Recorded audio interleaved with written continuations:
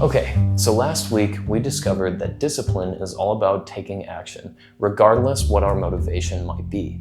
This falls short in that it doesn't take into consideration the long journey of our lives, and that's where consistency comes into play. Without consistency, we can't really progress in anything that we do. In addition to that, I think it's important to recognize when we fall short on our goals or our efforts. Even though this might be seen as a failure, I think we can learn a lot from it because it helps mold us into who we are, and it certainly impacted my life. So today I'd like for you to come along with me for a project that I've kind of neglected and trying to bring some kind of closure to it. Okay, so let's hypothesize a little bit. I think there's a couple of different ways in which we engage in consistent behavior. Some of those are really intuitive, category 1, or forced, or desired. And I think consistency is a blend of all of these as we think about the scope of our whole life. So what is intuitive consistency? I think this is a behavior that we use throughout our daily life, and it's something that has been conditioned in us since we were very young. Maybe that is tying your shoes or wearing socks anytime you wear those shoes. These are the things we do without even realizing. The second is forced consistency. This is when we don't have another option. Sometimes it's by choice and sometimes not. I have a good example of this one. So forced consistency. For me, this was getting rid of my bed and getting a futon instead. It serves me very well, and surprisingly, I sleep great. But I wanted to have the option of opening up my floor space during the day in order to maximize the space that I have for different activities such as yoga or sewing, because it takes up a lot of room. Okay. But we can't forget about the third, which is desired consistency.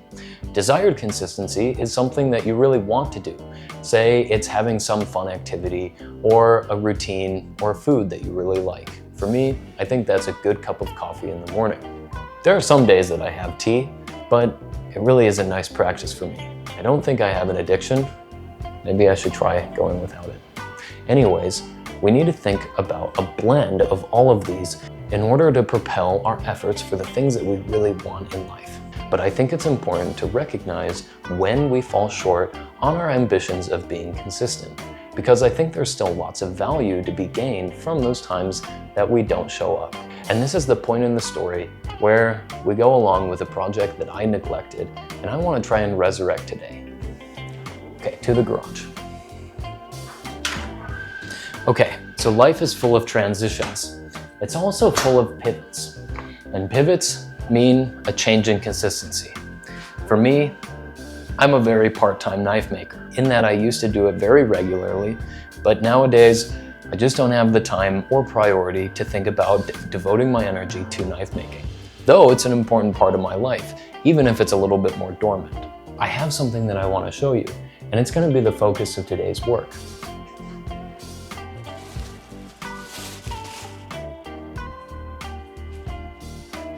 Okay, so here is the neglected project. It's been sitting in that box for over a year now, and it's basically garbage, but I think it's actually worth something. It had a couple of issues. The warping was so significant I couldn't fix it, and then it also cracked right on the spine, and that's a no-go. It could break at any point given that crack which has already started. I thought that it was just something that I had to put down. And now I look at it today and I realize that it could still be a usable tool. So today, we're gonna restore this thing and try and finish it despite its major flaws, because I think it can still cut a tomato or two. Okay, quick disclaimer, gotta protect the eyes, gotta protect the lungs. So with a little bit of hand dust, I think the cloth mask is gonna be okay, but with more intense grinding, we'll put on the respirator. Okay. So I've been making knives since I was 14 years old.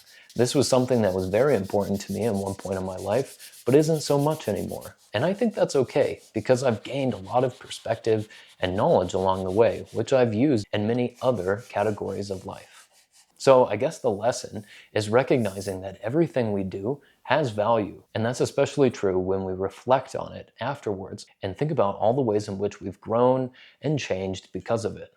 So this knife could use to be a little bit softer and more resilient because it is brittle and it would break under any kind of stress. Not good. So we do this by putting it in the oven for about an hour at 400 degrees Fahrenheit. So that takes its hardness down, but it makes it much more resilient. Pretty favorable for a human trait, I would say as well. Okay, I'll see you in an hour then. So knife making has served as a stepping stone in my journey rather than a defining feature. If it isn't knife making that I'm really consistent with, what is it? Among other things, it's the non-negotiables that have made a huge impact on my life. Let's explore that.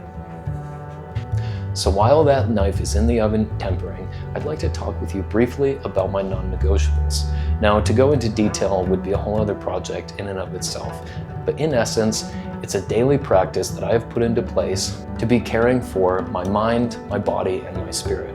So for me, this is a stretching and yoga practice, journaling, and spending time in meditative thought. And I try and do this every single day because it really sets the stage for all of the other things that I do in life that might take my energy or my attention.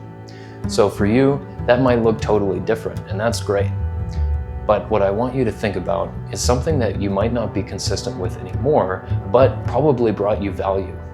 And I imagine if you reflect on it, you might think of some new things that you've learned from that experience. There's a lot of things that I bet you do consistently that you don't even give yourself credit for. And there's a lot of practices that you might be able to improve upon, as we all do. What I want you to take away from this video is the fact that you have stuff to learn from past efforts, current efforts, going forward into future efforts. And the more consistent you are in acknowledging these wins or losses can help sculpt you into somebody that you look forward to be. And that's what it's all about, ultimately. Oh yeah, also, I wasn't able to finish the knife in this video, so I think it'll continue as maybe a part 2. We'll see, maybe next week's video. But it's coming along, and it tempered successfully. So I have high hopes that it'll cut a tomato.